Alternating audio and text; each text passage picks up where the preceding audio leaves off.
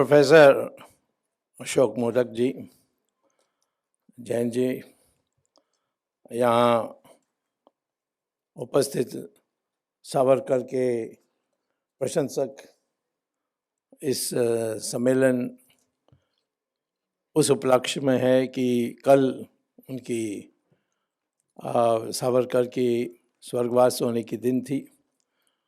मैं शाम को बॉम्बे में इसी विषय पर, बट वो ज़्यादा CAA और सावरकर ऐसा टॉपिक दिया, तो उसमें भी मैंने देखा कि सावरकर की राइटिंग्स पढ़कर कई चीज़ों पर हमें संकेत मिली। और इसी प्रकार से फॉरेन पॉलिसी में सावरकर के साथ तो बहुत अन्याय हुआ। उनके जीवन में कहीं एक बुद्धिजीवी यानी नेता तो थे ही, और दूरदृष्टि भी उनकी वो अत्यंत थी, लेकिन उनको एक जगह में बैठकर उनको इस पर अध्ययन करने के लिए और मंथन करने के लिए कभी समय मिला नहीं। फिर भी उन्होंने अनेक लेखों से दिशा उन्होंने स्पष्ट दिखाई, और उस दिशा के अनुसार मैंने जोड़कर उनकी फॉरेन पॉलिसी की सोच क्या थी मैं प्रस्तुत करना चाहता हूँ। प्रोफेसर मोदक ने भी अभी 4-5 इतने अच्छे पॉइंट्स दिखाई हैं जो आमतौर पर लोग जानते नहीं हैं। सावरकर को अब तो धीरे धीरे मान्यता बन रही है, परंतु मैं समझता हूँ कि एक मान्यता उनको मिलनी चाहिए, क्योंकि वो मान्यता सावरकर की नहीं होगी, परंतु जो उस पर हम जो कार्रवाई करेंगे उस पर मान्यता होगी। वो है उनको भारत रत्न मिलनी चाहिए।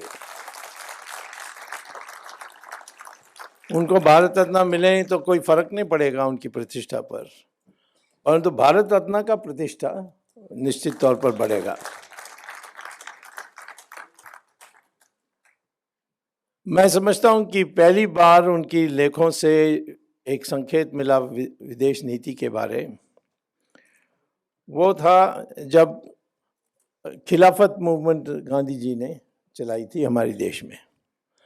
आप जानते होंगे कि टर्की में जो सुल्तान था उसको अंग्रेज़ों ने हटा दिया था, और वो खलीफ था, और उसको हटाकर खलीफ माने जो उम्र के टाइम से आ रही है, जो दुनिया भर में जहाँ भी आक्रमण कर सके उन्होंने किया। एक ही जगह में उनकी उमर की सेना की पिटाई हुई, वो था सिंध में, जब गुजरात और मराठा और राजस्थान राजाओं ने मिलकर वहाँ जाकर उसकी सेना की मुकाबला की, और ये 700 AD इस प्रकार के टाइम पर, और उनको ध्वस्त किया। और उस समाचार से उमर इतना दुखी हुए, क्योंकि उन्होंने सारा यूरोप में उन्होंने कब्जा किया हुआ था और इस्लाम को बहुत फैलाया था, और ये उनकी घोषणा थी कि मैं हिंदुस्तान आकर उसका यानी अपने जिम्मे में लाऊंगा, और इस्लाम मैं हिंदुस्तान में लाऊंगा। और उसके बाद जो खलीफेट थी वो उठ नहीं सकी 700-800 साल के लिए। तो हमारी इतिहास बुक में तो अभी आया नहीं। हम बीजेपी वाले भी इसमें धीरे धीरे जा रहे हैं, थोड़ा जल्दी जाना चाहिए। अमित शाह आ रहे हैं दोपहर में, तो पूछ लीजिए कि कब नया हिस्ट्री बुक आप लिखकर पेश करेंगे। वैसे उनकी जिम्मेदारी नहीं है, फिर भी पूछ सकते हैं। मैं ये समझता हूँ कि ये अनिवार्य है। जिस प्रकार से 1857 के लिए जो पुस्तक लिख के सारी दृष्टिकोण बदल दी, अंग्रेज़ों ने इसको कोई रिवोल्ट या रिबेलियन या इस प्रकार से उसको डिसमिस करने की कोशिश, म्यूटनी, सेना की म्यूटनी। लेकिन फर्स्ट वॉर ऑफ इंडिपेंडेंस जिसने नाम दिया था वो तो सावरकर थे। तो ये सारी चीज़ हमारी पुस्तक में आनी चाहिए। और सावरकर हमारी देश के सब जनता को एक मानते थे, कोई आर्यन नहीं, कोई द्रविडियन नहीं। आर्य शब्द है हमारी संस्कृति में, परंतु आर्यन कुछ है नहीं, ये अंग्रेज़ों ने बनाया था। द्राविड़ शंकराचार्य आदि शंकरा ने एक संधि, दो शब्दों की संधि बनाई जिसके माने जहाँ तीन तट जुड़ते हैं। और जब मंदना मिश्रा के साथ उनकी शास्त्रार्थ हुई थी तो तब ये सवाल पूछा गया था आदि शंकरा से, तुम कौन हो? तो उन्होंने कहा मैं द्राविड़ शिशु हूँ। तो पहली बार ये शब्द के उपयोग मैंने जो देखा है वो शंकराचार्य के, आदि शंकरा की जो बहस हुई थी मंदना मिश्रा के साथ, उसमें आई थी। तो ये सब सावरकर के कारण से, और जब हिंदुत्व की जो उन्होंने परिभाषा दी उसके बाद एक सबको जोड़ने वाली बात इस देश में, जो इस देश में जो धर्म और या उपासना पद्धति पैदा हुए हैं उन सबको जोड़ने के लिए हिंदुत्व शब्द ही बिल्कुल सही है। लोगों को आश्चर्य होता है जब मैं कहता हूँ कि संविधान में हिंदू का परिभाषा दी गई है। पता नहीं कितने लोगों ने इसको पढ़ा है। पढ़ा नहीं है तो कल आज घर जाइए तो कॉन्स्टिट्यूशन निकालिए और आर्टिकल 25 देखिए। आर्टिकल 25 में एक प्रोविजन है, Hindu means someone who is not a Muslim और अ क्रिश्चियन। ये हमारी कॉन्स्टिट्यूशन में डेफिनेशन है। क्योंकि हिंदू एक यानी उपासना पद्धति से उसको हिंदू हम कभी नहीं कह सकते, ये उस संस्कृति के रूप में, और यही है हिंदुत्व के शब्द में। तो जब ये कालीफत की जो मामला उठाई महात्मा गांधी, उसके बाद कहा कि the biggest blunder have committed, क्योंकि दो अली ब्रदर्स को एक बायां हाथ में और यानी दायां हाथ में यानी उनको साथ लेकर जाकर कहते थे ये बायां हाथ और दायां हाथ है मेरे। उन दोनों ने उनका जब विरोध किया या उनको बिट्रे किया, तब गांधी जी ने कहा था कि ये कालीफत का मेरा हिमालयन ब्लंडर है, ये शब्द उन्होंने उपयोग किया। तो परंतु सावरकर ने कहा था कि ये जो हमारी देश के विषय है इसको अंतर्राष्ट्रीयकरण आपने कर दिया है, और इसके कारण एक अपीजमेंट पॉलिसी भविष्य में आएगी, तो हमारे देश में जो हिंदू हैं वो सदा के लिए ये तुष्टीकरण करने में रह जाएंगे, और हमारी सारी जो कल्पना है अखंड भारत का वो सब मिट जाएगी। और बात सही निकली है। अभी थोड़ी से यानी एक 2014 के बाद परिवर्तन आई है, और वो परिवर्तन ये है कि तुष्टीकरण हमारे नीति से लगभग हट गई है।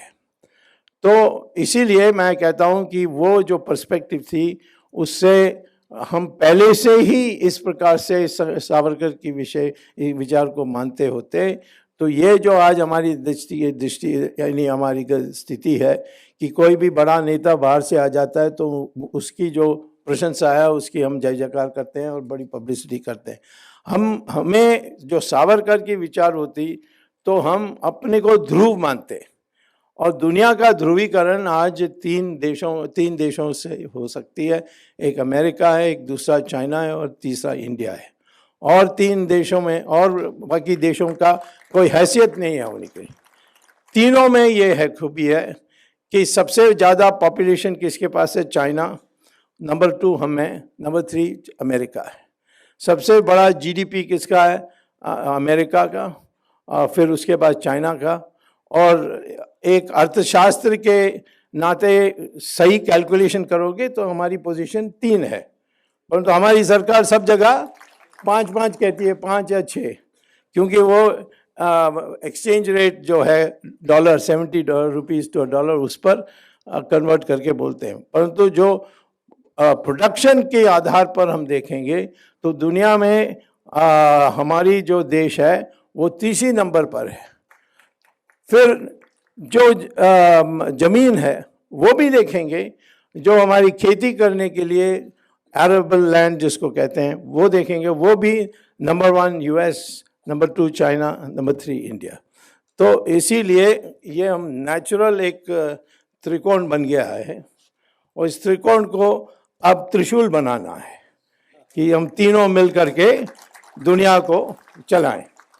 तो इस प्रकार से स्पष्ट रूप में सावरकर जी ने ये नहीं कहा, परंतु ये जरूर कहा कि हमारे देश को अपना एक ध्रुव मान करके ये तुष्टीकरण की जो नीति है और इससे हमारे देश में जो मुसलमान हैं वो भी इसी प्रकार से सोचने लगे कि हम एक इंटरनेशनल कम्युनिटी की हिस्सा हैं, हम भारत देश की हिस्सा नहीं है। इसीलिए मैं 2012 में जब हार्वर्ड में मेरा एक आर्टिकल इंडिया में पब्लिश हुई थी, उसको किसी ने यहाँ से भेजा, आपको पता कौन भेजा होगा, जिनको आज मैं जेल भेजने के लिए लगा हूँ, उन्होंने भेजा और मुझे ये सवाल पूछा कि आप कैसे कह सकते हैं कि जो अपने को पूर्वज हिंदू नहीं मानेंगे मुसलमान, उसको वोटिंग पावर नहीं होनी चाहिए। तो मैंने कहा कि पहले तो डीएनए कहती है उनका हमारे जैसे ही डीएनए है, तो इसीलिए उनका पूर्वज हमारे ही हिंदू ही होंगे। तो इनको ये साइंटिफिक फैक्ट को एक्सेप्ट करने की क्यों हिचकिचाहट था। दूसरा है कि ब्रिटिश पार्लियामेंट ने जब विभाजन की थी हमारे देश का, तो बहस में कहा था हम दो देश बना रहे हैं, एक होगा जो पाकिस्तान मुसलमान शासित देश होगा और दूसरा हिंदू शासित देश होगा। और अंबेडकर ने उसी समय कहा था कि इस डिबेट को देखकर मुझे लगता है कि एक्सचेंज ऑफ पॉपुलेशन होनी चाहिए, और उसको भी माना नहीं गया। और जो यहाँ रहने चाहते हैं रह सकते हैं, वो भी ठीक है, परंतु उनको सबको जानना चाहिए कि तो आपकी धर्म बदल गई या आपकी मज़हब बदल गई तो इसके अर्थ नहीं है कि आपकी संस्कृति बदल जाएगी। कई साल पहले जब मैं मिनिस्टर था तो एक इंटरनेशनल कॉन्फ्रेंस में मैं गया था और वहाँ अल्फ़ाबेटिकली बैठाते हैं, तो मेरे बगल में इंडोनेशिया का फाइनेंस मिनिस्टर बैठा हुआ था।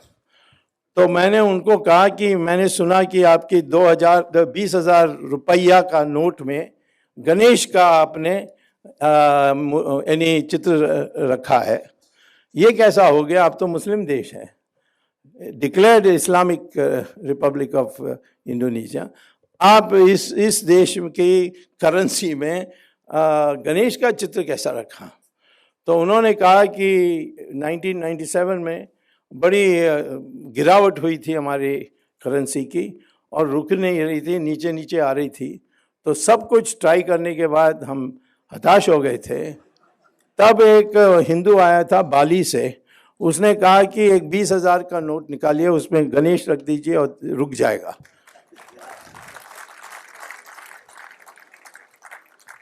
तो फिर उन्होंने कहा कि हमने सब कुछ ट्राई करने के बाद कुछ नहीं हुआ, तो हमने कहा इसको भी ट्राई करेंगे, और जिस दिन वो करेंसी निकाली उसी दिन रुक गया और उसके बाद कभी बदला नहीं।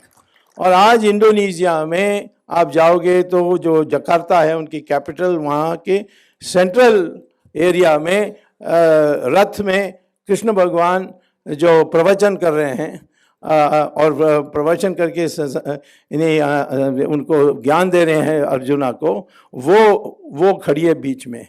तो मैं जब उनसे पूछा कि आप तो मुस्लिम देश हैं, आप ये सब कैसे कर सकते हैं? तो उन्होंने कहा कि हमारी संस्कृति नहीं बदली, परंतु हमारी मज़हब जरूर बदली, परंतु संस्कृति नहीं बदली। वही मैं अपने देश के मुसलमान के साथ, हम बिल्कुल रामलीला भी मनाते हैं, सब कुछ करते हैं। और इसीलिए मैं कहता हूँ हमारे देश में भी ये हिंदुत्व की जो कंसेप्ट है वो हमारी फॉरेन पॉलिसी के लिए अति आवश्यक है, क्योंकि इसमें उलझन नहीं आएगी।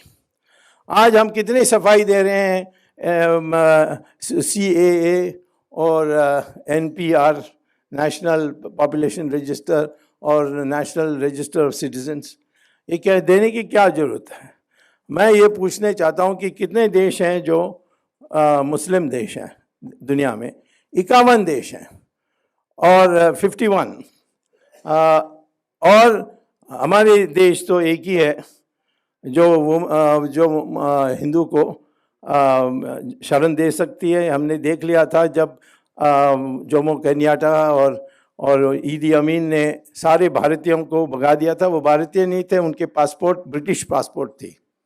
जब ये सब स्वाधीन हुए तो उन्होंने ब्रिटिश पासपोर्ट ली थी और उनको सबको कह दिया कि तुम निकल जाओ। और उनको ब्रिटेन ने कहा कि हम नहीं लेंगे आपको। उन्होंने कहा हमारी सिटीजनशिप है ब्रिटिश सिटीजनशिप, हमारी पासपोर्ट ब्रिटिश है, तो आप कैसे नहीं लोगे? तो ब्रिटेन ने कहा कि हम प्रैक्टिकल कंसिडरेशंस भी देखना होता है, हमारी देश इतनी छोटा है, इतने लोग आएंगे तो कहाँ हम फिट करेंगे, तो इसलिए आपको नहीं लेंगे। तो आखिर में उनको सबको भारत में आना पड़ा। तो जब एक ही देश है दुनिया में जो हिंदू को शरण दे सकती है, जो हिंदू के नाम पर जो जिनके साथ विश्वासघात होता है, उनके साथ यातनाएं होते हैं, वो आए भागेंगे इस कारण से कि उनके जो वो धर्म के आधार पर जो उनके ऊपर जो आक्रमण हो रहा है उससे बचकर आते हैं। उनको कौन सा देश जा सकते हैं? वो हमारे हिंदू देश हैं। तो इसमें संकोच क्यों करना है कि हिंदू आएगा तो नागरिकता मिल जाएगी, मुस्लिम आएगा तो उसके लिए तो 51 देश हैं, उसमें जा सकते हैं। और यदि वो पढ़े लिखे हैं, समझदार हैं, ऐसे हैं, तो उनका इंटरव्यू होने के बाद उनको भी ले सकते हैं सेक्शन 6 सिटीजनशिप एक्ट के अनुसार। तो इसमें हम सेक्युलर हैं, हम सेक्युलर हैं, ये अभी आया नहीं, ये सब किसी को भ्रम में नहीं रखनी चाहिए। हमारी जो अस्मिता है इसमें कोई संदेह नहीं हो सकती है, उसके अस्मिता के बिना फॉरेन पॉलिसी कोई समझेगा नहीं। और सब लोग इस तरफ उस तरफ अब हमें प्रवचन करेंगे। आज सीएए कितना प्रवचन मिल रही है, चाइना को प्रवचन देते हैं, वहाँ वो सारे मुसलमानों को, बच्चों को लेकर 2000 किलोमीटर दूर उत्तर चाइना में हॉस्टल में रख रहे हैं। माता पिता को मिल नहीं सकते बच्चे, और उनको शिक्षा दे रहे हैं, और उनको एक चाइनीज़ आइडेंटिटी दे रहे हैं, चाइनीज़ अस्मिता दे रहे हैं। तो उसके बारे में कोई बोलता नहीं है। और ये भी कहा है कि जो 60 साल से कम उम्र के हैं वो दाढ़ी नहीं रख सकता, और चाइना में जो मुसलमान है वो दाढ़ी यानी 60 साल से कम है तो रख नहीं सकता। और हज में जाना है तो 60 साल से ऊपर होना चाहिए, ये क्योंकि आप छोटे उम्र के होंगे, जाएंगे तो ब्रेन वॉश होकर आएंगे, तो इसलिए चाइना ने उस पर प्रतिबंध लगा दी। और पोलैंड ने कह दिया कि हम सबको हमारे देश में आने देंगे पर मुसलमान को नहीं आने देंगे, पब्लिकली उन्होंने डिक्लेयर किया, कोई बोलता नहीं है। अब हंगरी भी कहता है कि हम भी ऐसे ही करने वाले हैं। जर्मनी में ये डिस्कशन चल रही है, फ्रांस में ये डिस्कशन चल रही है। हमारे देश में हमें कोई दिक्कत नहीं है मुसलमान इस देश में रहें, परंतु उनकी बात, वो जो असली बात है, जो डीएनए की बात है, उसको माननी चाहिए। तो उस समय उसके बाद हमारी फॉरेन पॉलिसी भी ठीक होगी। और मैं कहता हूँ कि कोई मुसलमान देश नहीं है इस पर विद्रोह करेगा। मैंने देखा कि जब ये राम मंदिर के विषय पर मैंने सऊदी अरेबिया से बात की थी, ईरान से बात की थी, वो सब कह रहे थे हम तो मस्जिद तोड़ते हैं, ये क्या तुम हिंदुस्तान में मस्जिद को भी मंदिर बना दिया, ये मुझे उन्होंने कहा। तो मैंने कोर्ट में भी ये पेश किया कि कौन सा मुसलमान देश है जहां मस्जिद को नहीं तोड़ते हैं। और सड़क बनाने के लिए टर्की ने तो कह दिया हाईवे जो है वो नेशनल प्रायोरिटी है, मस्जिद तो कहीं भी बन सकती है। तो ये हमारी जो दृष्टिकोण बिगड़ गई थी उस खिलाफत मूवमेंट से, जो सावरकर ने वार्निंग की थी, उसको हमें आज याद रखना चाहिए। आज मैं ये कहता हूँ कि सावरकर जी ने तिब्बत के बारे भी सावधान किया था हमें कि तिब्बत की आप उस तिब्बत को यानी चाइना ने आकर ले लिया है, तो उन्होंने आपने तो उसके स्वागत की। आपको आश्चर्य होगा कि जवाहरलाल नेहरू ने क्या नहीं किया है हमारे देश के साथ, कई चीज़ें बाहर आई नहीं है। 1950 में 1949 अक्टूबर में माओ से तुंग ने झंडा फहराया बीजिंग में और अपने को प्रेसिडेंट घोषित किया। तो उस समय शंघाई शेख की सरकार यूएन सिक्योरिटी काउंसिल की परमानेंट मेंबर थी। 1945 में जब UN security council United Nations बनी, उस समय 5 देशों को चुना गया और उसमें चाइना जो थी शंघाई शेख की, उसको उन्होंने परमानेंट मेंबर बनाया था। और रूजवेल्ट ने सवाल उठाया था कि इंडिया भी एक बहुत बड़ा देश है, उसको भी बना सकते हैं। तो चर्चिल ने कहा नहीं, ये तो हमारे कॉलोनी है, इसको आप नहीं बना सकते हो। तो हम कॉलोनी नहीं होते तो उस समय हम बन जाते हैं सिक्योरिटी काउंसिल के। परंतु 1950 में अमेरिका ने चाइना को एक्सपेल कर दिया सिक्योरिटी काउंसिल से और कहा कि ये तो कम्युनिस्ट हो गए हैं, तो हमारे इसमें कैसे आ सकते हैं, तो उनको निकाल दिया था। और जॉन फॉस्टर डलस ने उस समय विजयलक्ष्मी पंडित आ गई थी मॉस्को छोड़कर वाशिंगटन में एम्बेसडर, उसको कहा कि आप इस सीट को अब ले सकते हैं, आप स्वाधीन हो गए हैं, तो आपको सिक्योरिटी काउंसिल सीट हम ऑफर करते हैं। तो आपको आश्चर्य होगा कि विजयलक्ष्मी ने अपने भाई को बताया कि ऐसा ऑफर दिया, मैं क्या करूं। तो भाई ने कहा तुम्हें कुछ फॉरेन पॉलिसी कुछ समझ में नहीं आती, तुम इसमें मत पढ़ो, मैं डील करूंगा। और उन्होंने अमेरिका को ऑफिशियली बताया, जो अभी डिक्लासिफाइड डॉक्यूमेंट्स आई हैं उसमें है, अमेरिका को बताया कि this seat belongs to China और हम चाइना के लिए वकालत करेंगे। और 1951 की जनरल असेंबली, हर साल जो जनरल असेंबली होती है सितंबर में, हमारी भारत सरकार की जो प्रतिनिधि थे वो जाकर कहते थे ये जो सीट है ये चाइना को देना चाहिए। और 1962 के बाद भी हम ऐसा भाषण देते रहे। 1972 में चाइना और अमेरिका के रिश्ते सुधर गए, तो अमेरिका ने कह दिया कि इंडिया का हम प्रपोजल मानते हैं और दे दिया उन्होंने सिक्योरिटी काउंसिल। आज हम भीख मांग के सब देश घूम रहे हैं कि हमें सिक्योरिटी काउंसिल में बना दो, हमें वीटो नहीं है तो कोई परवाह नहीं, हमें वहाँ बाहर कमरे के बाहर रखें, परंतु सिक्योरिटी काउंसिल के दरवाज़ा के पास रखें, वो भी पर्याप्त है। इस प्रकार से हम लोगों को यानी अपनी वकालत कर रहे हैं। तो ये सावरकर की बात उस समय सुनी जाती तो हम ये गलती नहीं करते, हम अपने राष्ट्र हित के लिए और जो हमारी अस्मिता के अनुसार हम इसको कर देते हैं।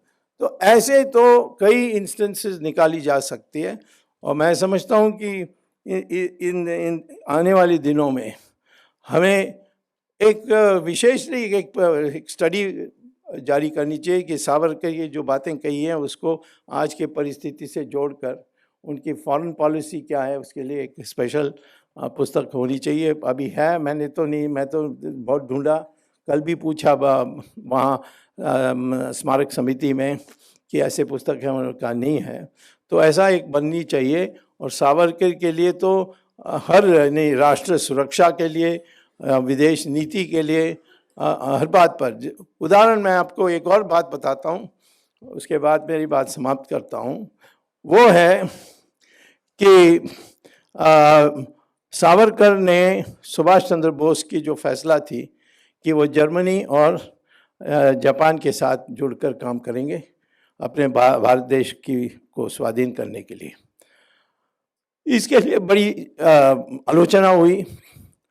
अब ओरिजिनली तो सुभाष चंद्र बोस ने स्टालिन के साथ दोस्ती कर ली थी और स्टालिन की संधि थी हिटलर के साथ, तो उस समय कोई बोला नहीं।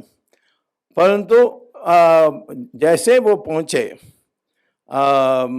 सुभाष चंद्र बोस मॉस्को, स्टालिन ने पलटी मारी और वो अमेरिका और ब्रिटेन के साथ चले गए और उनकी जो रिश्ता थी हिटलर जर्मनी के साथ उसको उन्होंने तोड़ दी। तो वहाँ पहुँचे मॉस्को में, तो स्टालिन ने सुभाष बोस को कहा कि अब तो मैं कुछ नहीं कर सकता, तुम चले जाओ जर्मनी, मैं आपको वहाँ पहुँचा दूँगा। तो जर्मनी गए, जर्मनी में हिटलर ने उनको जो भाव देना चाहिए नहीं दिया, क्योंकि हिटलर तो सोचता था कि जर्मन को छोड़ के बाकी सब नीच हैं। तो इसीलिए वो बड़े बहादुरी के साथ सबमरीन से सिंगापुर पहुँचे और फिर जापान के साथ उन्होंने संधि की और जो भी घटनाएं बाद में हुई वो जापान के साथ हुई। तो हमारे देश में इसकी कई आलोचना हुई और कम्युनिस्ट तो पहले तो बड़ी प्रशंसा करते थे सुभाष बोस को कि वो मॉस्को चले गया, बट जिस दिन उसने पलटी मारा स्टालिन ने, इनकी ये भी यहाँ पलटी मारे, या तो कोई इलेक्ट्रिकल कनेक्शन जैसा, वहाँ बटन दबेगा तो यहाँ कम्युनिस्ट बोलेंगे जैसे वो चाहते हैं। तो फिर सुभाष बोस की बड़ी बुराई की। तो उस समय सावरकर ने लिखा कि ये एक करेक्ट पॉलिसी है कि हमारी शत्रु के शत्रु हमारी मित्र हैं। ये पॉलिसी हमारी होनी चाहिए और ये उनकी फॉरेन पॉलिसी का एक बहुत बड़ा हिस्सा है। और उस कारण से जो सुभाष बोस जापान के साथ जो भी कुछ किया है, झंडा तो फहराया उन्होंने, हार भी गए अंत में, और फिर उनकी अंत हुई। अंत के जो रहस्य अभी बाहर नहीं आई है, परंतु एक बात तो जरूर हुई, जब क्लेमेंट एटली जो प्राइम मिनिस्टर थे 1947 में, और उन्होंने ये भारत को छोड़ने की जो फैसला की, उसके बारे 1953 में जो एक्स प्राइम मिनिस्टर थे और आए कलकत्ता में स्पीच देने के लिए, वहाँ उस समय की एक्टिंग गवर्नर चीफ जस्टिस थे, तो चीफ जस्टिस ने एक भोज में उनको बुलाकर उनको सम्मानित किया। और उनके भाषण के बाद सवाल जवाब में एक ने पूछा कि 1945 में तो ब्रिटेन जीत गई, जर्मनी को हरा दिया, जब जापान को हरा दिया, आप कुछ भी कर सकते थे, आप और अमेरिका और रशिया मिलकर के देश का, दुनिया का कुछ भी कर सकते थे, परंतु उस समय आपने अपने आप फैसला किया कि हम जा रहे हैं। इसके पीछे क्या है? क्योंकि समझ में नहीं आती है कि जो आप जीते हैं, जिस देश के लिए चर्चिल ने आपके पहले कहा था 1000 साल और भारत में रहेंगे, आप वो एक साल में ही आपने फैसला कर दी, पावर में आते ही, कि चुनाव जीतते ही, कि हम भारत छोड़ेंगे। तो उन्होंने भाषण में जब खड़े होकर देने लगे उस सवाल के जवाब में, तो एक ने कहा कि क्या आपको लगता है कि गांधी जी की जो आंदोलन थी, उससे आपको लगा कि आगे नहीं बढ़ सकते या रह नहीं सकते, इसीलिए? तो पटेल एटली ने कहा, नो नॉट एट ऑल, ये कारण नहीं था। और गांधी जी जरूर देश भर में विद्रोह पैदा की, परंतु हम उसको मैनेज कर सकते थे। परंतु दूसरा एक कारण था, वो था सुभाष चंद्र बोस। ये मेरे ख्याल में कोई ब्रिटिश म्यूज़ियम में जाकर जो अब डिक्लासिफाइड डॉक्यूमेंट्स आए हैं उसको देखना चाहिए, और इसको बाहर लाकर हमारे इतिहास के पुस्तक में लिखनी चाहिए। तो सवाल पूछा गया कि सुभाष चंद्र बोस ने क्या किया, वो तो पकड़े गए, अब पता नहीं कहाँ हैं, जिंदा हैं, मर गए हैं। तो तब उन्होंने जवाब दिया कि जो INA के लोग हिंदुस्तान आए, उन्होंने जो कहानी हमारे देश में सुनाने लगे, जो वीरता उन्होंने दिखाई, और जो मान्यता हमारे भारत देश में जो थी उनके प्रति, उसके बाद सेना अनेक जगहों में विद्रोह करने लगे। और हमारी से शुरू से ये फैसला थी 1857 से, जिस दिन मिलिट्री हमारी हुक्म नहीं सुनेगा, हमें निकलना चाहिए, हम नहीं यहाँ रह सकते हैं। तो तब हमने फैसला किया। और उस समय मैं समझता हूँ, उन्होंने कहा नहीं, एटली ने कहा नहीं, पर मैं समझता हूँ कि उस समय उनको पता था कि सुभाष चंद्र बोस जिंदा हैं और मॉस्को में हैं या रशिया में हैं, और वो हो सकता आ सकते हैं। क्योंकि आप खोसला कमीशन रिपोर्ट में जाकर अपेंडिक्स में देखोगे या एनेक्सेस में देखोगे, एक मिस्टर जैन का नाम से एक स्टेनोग्राफर थे जवाहरलाल नेहरू के साथ, उसने बयान दिया जिस पर किसी ने ध्यान नहीं दिया। थोड़ा एग्जामिनेशन किया खोसला ने, पर उसको भी उन्होंने अपेंडिक्स में दबा दिया। उसका नाम था श्रीमरन, ऐसा कुछ पहला नाम था, बट लास्ट नेम जैन था, स्टेनोग्राफर था। उसने कहा कि 26 नवंबर 1945 मुझे जवाहरलाल नेहरू ने फ़ोन करके कहा 11 बजे रात को कि तुम तुरंत आओ, तुम्हारे टाइपराइटर लेकर और एक कार्बन पेपर और 2 शीट्स, वाइट शीट्स लेकर आओ, मुझे कुछ अर्जेंटली एक चिट्ठी लिखनी है। तो ये सारे आप पढ़ सकते हो उसमें। और अभी तक बाहर उसकी प्रचार तो नहीं हुई, इधर उधर कई लोग बोल चुके हैं, परंतु किसी ने प्रचार नहीं की। तो उसने कहा मैं तो पजामा पहन के सोने वाला हूँ। तो उन्होंने कहा कि नहीं, पजामा पहन के ही आओ। तो वो पजामा पहन के टाइपराइटर लेकर दरियागंज में वहाँ आसफ अली के दफ्तर में वो आने के लिए कहा था। वहाँ उनकी दफ्तर थी जवाहरलाल नेहरू के लिए जो INA के लिए ये वकालत करने वाले थे। तो वहाँ के जब गए तो जवाहरलाल नेहरू बड़े उत्तेजित थे, तो उन्होंने बैठ कर कहा कि मैं डिक्टेशन देता हूँ और इसको टाइप करो। उन्होंने एक चिट्ठी लिखी, यानी डिक्टेट की एटली को। उसने और जैन फिर बताता है मेमोरी से, क्यों कहता है कि मैंने टाइप करने के बाद कार्बन भी जवाहरलाल नेहरू ने मुझसे ले ली और कॉपी भी मुझसे ले ली और ओरिजिनल भी मुझसे ले ली, और मैं सिर्फ मेरे पास मेमोरी है और मेमोरी के अनुसार आपको बता रहा हूँ। श्यामलाल जैन उनका नाम था, श्यामलाल जैन। तो उन्होंने कहा कि पर मेमोरी से मुझे जो याद है वो ये है कि जवाहरलाल नेहरू लिख रहा है एटली को कि अभी मुझे कम्युनिकेशन मिली, और उसने रशिया कैसे जो नोट आई उसकी भी ट्रांसलेशन के साथ आई थी, उसको भी उस जैन ने जोड़ा है उस खोसला कमीशन की रिपोर्ट में।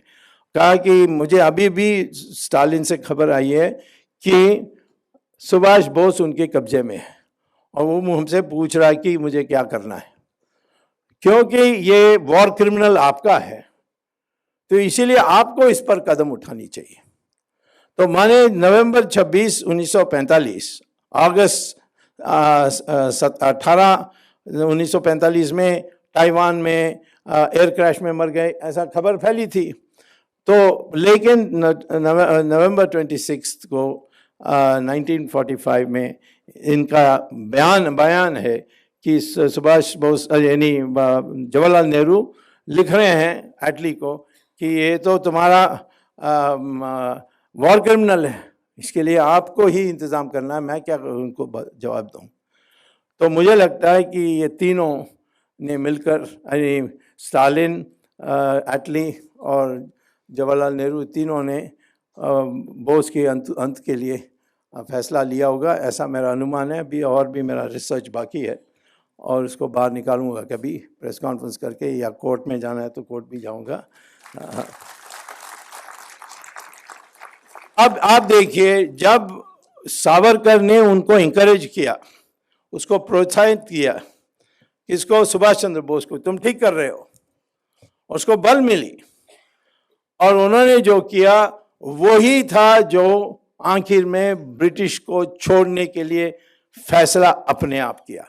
गांधी थे वहां तो किसी को सौंप कर जा सकते थे, यदि सुभाष बोस आ जाता तो फिर अंग्रेज को कोई छोड़ता नहीं है, उसको आखिर तक उनकी हजामत कर देते हमारे लोग। कोई अंग्रेज आसानी से छोड़कर जा नहीं सकता था। तो गांधी की सेवा थी कि उन्होंने कांग्रेस पार्टी, नॉन वायलेंस, ये सब करने के कारण ब्रिटिश उनको सरकार दे के जाएंगे तो मर्यादा के साथ उनको रवाना करने के लिए गांधी पर भरोसा था, और सुभाष बोस के कारण छोड़ने के फैसला हुआ है। ये हमारी किसी इतिहास पुस्तक में नहीं है, और मैं ऐसे ही नहीं बोल रहा हूँ, क्योंकि मैंने तो खोसला कमीशन की अपेंडिक्स पढ़ने के बाद, और श्यामलाल जैन जिंदा होते तो मैं उनको मिल लेता। ये जब मैंने कब देखा, जब 1991 में मैं मिनिस्टर था और सीनियर मोस्ट मिनिस्टर था, चंद्रशेखर ने मुझसे कहा कि हम लोगों को एक चिट्ठी आई है जापान से कि वहाँ रिंकोजी मंदिर में जो अंत्येष्टि होती है, माने लास्ट वो जो एशेज होते हैं क्रिमेशन के बाद, वो एक बोल में पड़ी हुई है, वो सुभाष बोस की है, तो उसको आप ले जाइए। तो चंद्रशेखर ने मुझसे कहा था कि इसका थोड़ा रिसर्च करके बताओ कि लेना कि नहीं लेना है। उस समय हमने देखा कि सारे जो हमारे सिविल सर्वेंट्स थे उन्होंने सब कहा, कैबिनेट सेक्रेटरी, होम सेक्रेटरी, सब ने कहा कि इसमें हंगामा हो जाएगा, क्योंकि आज तक लोग नहीं मानते हैं कि सुभाष बोस की अंत हो गई है, तो इसीलिए इसको मत छूइए अभी। तब मैंने फाइल मंगवाया, मुझे चंद्रशेखर ने पूरी फाइल नहीं दी, उन्होंने 2 फाइल भेजी, और मैंने कहा बाकी भी दे दो। उन्होंने कहा कि तुम शरारत करोगे, प्रेस कॉन्फ्रेंस में सब बोल दोगे, मैं नहीं दूंगा, कब आगे कभी देखते हैं। तो उन 2 फाइल में ये जो चिट्ठियाँ जो मैं बता रहा हूँ वो थे। उसको मैंने पढ़कर फोटोकॉपी भी करके रखा है। और उसमें बाद में ऑफ कोर्स तो मुझे ज़रूरत नहीं है, क्योंकि खोसला कमीशन के अपेंडिक्स में है। खोसला कमीशन ने उनके साथ क्रॉस एग्जामिन भी किया था। तो आज मैं कहता हूँ कि ये मैं कह सकता हूँ कि सावरकर की प्रेरणा नहीं होती सुभाष चंद्र बोस करने में, हो सकता है कि उनकी दो राय हो सकती थी, लेकिन उस ऐसे लोगों की बल मिलने के कारण उन्होंने जाकर अपनी जान को ताक में रखकर उन्होंने हमारी आज़ादी की लड़ाई लड़ी, और उसके कारण अंग्रेज डरे और देश को छोड़ने के लिए फैसला की। यदि अब जब तो इस प्रकार से और भी है। इंदिरा गांधी ने जो संधि की सोवियत रूस के साथ, उसके पीछे कोई रणनीति नहीं था। उसके पीछे ये सुभाष बोस की जो बात थी वो, और इंदिरा गांधी के भी उनको जानते हैं कि लाल बहादुर शास्त्री किस तरीके से उनके रास्ते से हटे। और मुझे किसने बताया कि उसकी माँ ने कहा, राजीव गांधी ने कहा, मुझे मेरे अच्छे मित्र थे, उन्होंने मुझे कहा कि माँ ने कहा कि कुछ भी करो बट रशिया को गुस्सा मत, सोवियत यूनियन को गुस्सा यानी को नाराज़ मत करो।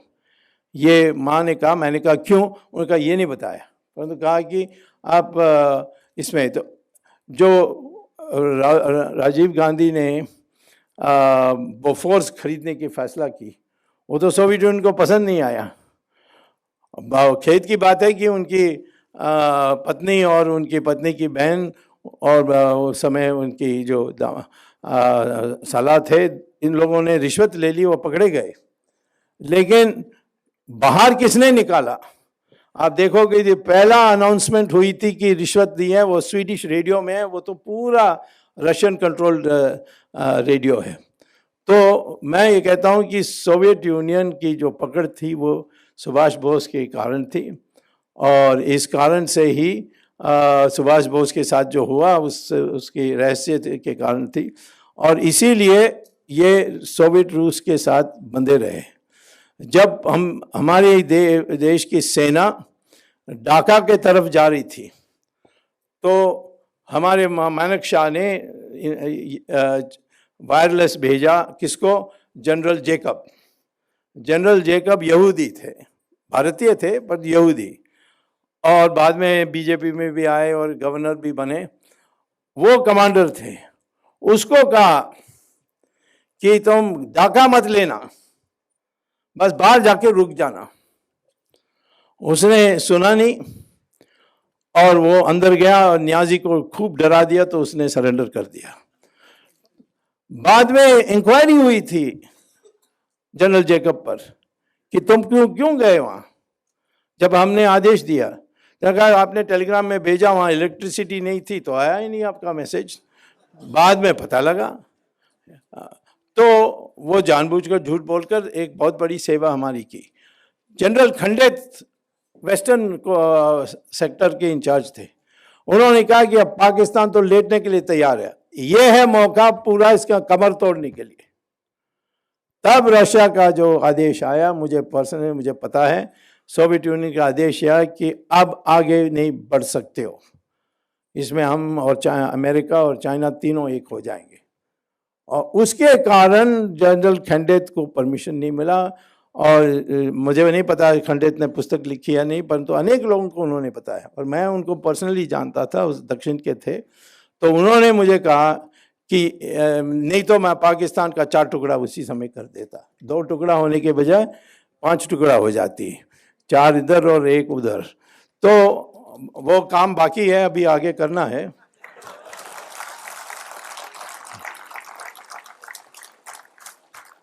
तो इसीलिए इंदिरा गांधी के बारे में मैं इतना जानता हूं कि मैं नहीं मानता हूं कि उसने कुछ की।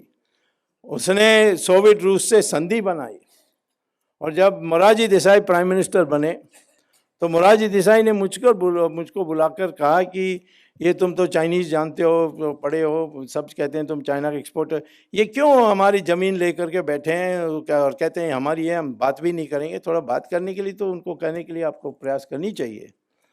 तो मैंने कहा कि एक काम आप कर सकते हो जिससे चाइना तैयार हो जाएगा, और वो है कि रूस और चाइना के उस समय भिड़ी हुई थी, और एक छोटा सा द्वीप उनकी जो नदी है जो बॉर्डर में है सोवियत साइबेरिया में, उसको उसूरी रिवर कहते हैं, उसकी जो एक द्वीप थी, दोनों चाइना और रशिया और सोवियत यूनियन कह रहे थे हमारे हैं, और चाइना जाकर उसकी कब्जा कर ली। तो इन्होंने सेना भेजने की फैसला की। तो सेना को भेजते समय उन्होंने हमारी सरकार से, यानी जनता सरकार से कहा कि according to section 6 of the Indo Soviet treaty, हमें आप एक्सेस दीजिए कि इंडिया में आकर, और इंडिया से फिर तिब्बत जाने के लिए हमें अधिकार दीजिए। और तब उस समय मुझे जब मोरारजी देसाई ने कहा था, तो मैंने कहा कि चाइना आपको कभी विश्वास नहीं करेगा, क्योंकि सोवियत यूनियन के साथ हम बंधे हुए हैं इस ट्रीटी के साथ। मैं वो तो इंदिरा गांधी का ट्रीटी, मैं क्यों मानूंगा, तो चिढ़ते थे इंदिरा गांधी का नाम लेते ही। तो मैंने कहा फिर उनको तो नहीं पता है ना, तो उन्होंने कहा तुम जाकर बताओ उनको। तो पहली बार उनके चिट्ठी के साथ, मोरारजी के साथ मैं गया चाइना, और चाइना को कहा कि तुम्हारी उनकी जो लड़ाई है उसमें हम नहीं पड़ेंगे, ये तो तुम्हारे दोनों की है। चाइना इतना संतुष्ट हुआ क्योंकि उनको पता था कि वो तिब्बत से सोवियत रूस की फौज आने वाली थी। और इसीलिए बाद में जब हम गए, ये सब होने के बाद, और उन्होंने मुझे कहा कि हम क्या कर सकते हैं आपके लिए, मैंने कहा कैलाश मानसरोवर खोलो, और कैलाश मानसरोवर उस समय खुला इस कारण से, और उसको कभी ने बंद किया। और जो सिक्किम का रूट तो उसको तो बंद कर दिया, परंतु हमारी जो पिथौरागढ़ से हमने जो रूट खुलवाई थी, जिसमें मैं पहले गया वहाँ कैलाश की दर्शन करने के लिए 35 साल के बाद, बंद पड़ी थी उसके बाद। तो ये मैं ये सारी चीज़ें बता रहा हूँ क्योंकि जो विचार है, हमारी जो अस्मिता का पहचान, वो है सावरकर जी की जो कल्पना, उसके आधार पर आज हम अपनी देश इतनी दूर आई है। और मैं समझता हूँ कि सावरकर की गहराई से हम पढ़ेंगे, सीखेंगे, और हमारे दिल में ये बात जम जाए कि जहाँ हिंदुत्व आई वहाँ कोई वो कॉम्प्रोमाइज़ नहीं होगी, ऐसा करेंगे तो मैं समझता हूँ कि असली हम श्रद्धांजलि सावरकर को दे पाएंगे। धन्यवाद, नमस्कार।